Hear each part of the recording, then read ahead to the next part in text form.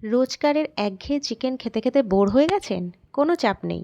বেশি করে ধনেপাতা নিয়ে আসুন আর বানিয়ে ফেলুন ধনিয়া চিকেন। সত্যি বলছি, ভিন্ন স্বাদের এই চিকেন রেসিপিটা দুর্দান্ত লাগে খেতে। রুটি, পরোটা, নান, এমনকি রাইসের সাথেও কিন্তু খাওয়া যায়। তো চলুন জেনে নেওয়া যাক রেসিপিটা। তো সবার প্রথম আমি এখানে ওই 700 মতন চিকেন নিয়ে নিয়েছি।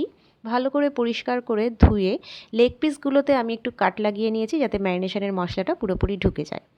এবার আমি নুন, হলুদ, অল্প জিরের গুঁড়ো আর ধনের গুঁড়ো, আদা রসুনের পেস্ট, সর্ষের তেল আর গরম মশলার পাউডার দিয়ে ভালো করে চিকেনটাকে ম্যারিনেশন করে ওই আধ ঘন্টা মতন রেখে দেবো ঢাকা দিয়ে। এবার একটা বাটিতে কয়েকটা কাজু বাদাম দুধ দিয়ে কিছুক্ষণ ভিজিয়ে রেখে তারপর ফাইন একটা পেস্ট তৈরি করে নিলাম। এটা কিন্তু অপশনাল, আমি দিয়েছি, আপনারা চাইলে কাজু বাদামটাকে কিন্তু স্কিপ করতেও পারেন।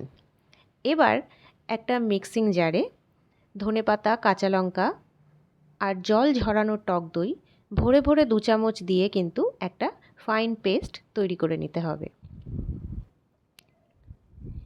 এবার কড়াইতে তেল গরম করে তাতে দিয়ে দিলাম তেজপাতা, দিয়ে দিলাম কয়েকটা গোটা গরম মশলা এবং দিয়ে দিলাম একদম কুচিয়ে রাখা ঝিরিঝিরি করে কুচানো পেঁয়াজ।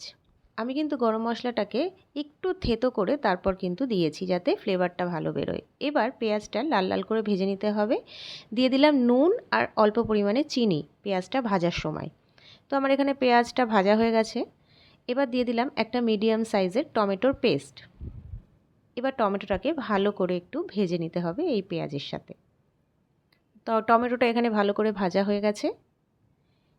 এবার দিয়ে দিতে হবে ম্যারিনেশন করে রাখা চিকেনগুলো।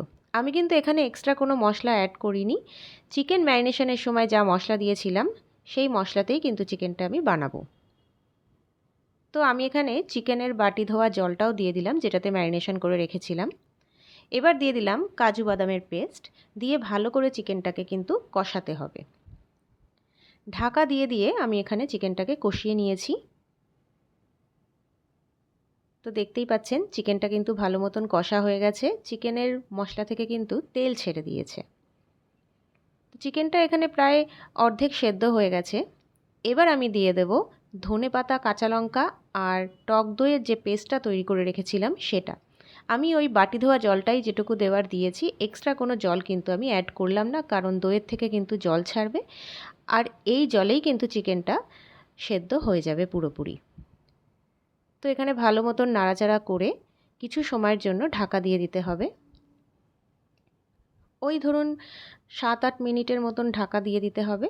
মাঝে মধ্যে কিন্তু ঢাকাটা সরিয়ে দেখবেন, যাতে চিকেনের গ্রেভিটা তলায় লেগে না যায়।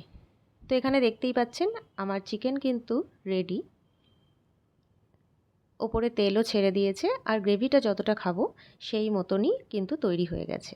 আমি একটু নুনটাও চেখে নিলাম। আমার কিন্তু এক্সট্রা কোনো নুন দিতে হয়নি, কারণ ম্যারিনেশনের সময় যে নুনটা আমি দিয়েছিলাম আর পেঁয়াজ ভাজার সময় তাতেই কিন্তু আমার নুনটা পুরো ঠিকঠাক হয়ে গেছে। আপনাদের যদি কম লাগে বা আপনারা একটু টেস্ট করে নেবেন, ঝাল নুন সবটাই কিন্তু পরে আপনারা অ্যাড করলেও করতে পারেন। তো আমার এখানে ধনিয়া চিকেন রেডি। নামানোর আগে দিয়ে দিলাম সামান্য একটু কসুরি মেথি, একটু নাড়াচাড়া করেই ব্যাস সার্ভ করে দিন ধনিয়া চিকেন গরম গরম। সত্যি বলছি দুর্দান্ত লাগে খেতে। আপনারা কিন্তু ট্রাই করে অবশ্যই দেখবেন আর আমাকে জানাবেন। টাটা।